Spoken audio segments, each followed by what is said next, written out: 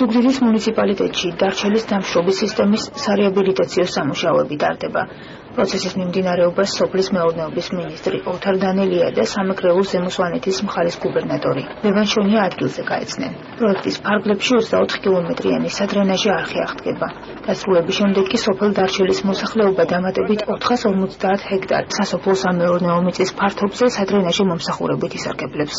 მოგესალმებით, ეს არის დასავლეთ საქართველოს სასოფლო მნიშვნელოვანი და ასევე მინდა ხაზი გაუსვა, რომ ისარგებლეს 1000-მდე ოჯახი საერთო ჯამში და დაახლოებით 6 სოფლის მაცხოვრებლები მიიღებენ ამ შედეგს.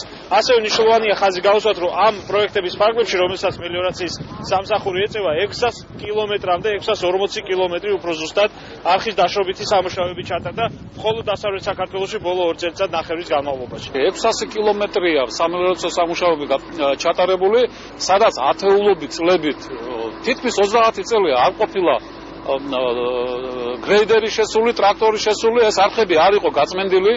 მთლიანად დღესდღეობით 3 წლის განმავლობაში გაწმენდილია სამელოცო არხები 600 კილომეტრი და ეხლა კერძოდ დარჩელის ტერიტორიაზე 25 კილომეტრიანი არხი იწმინდება.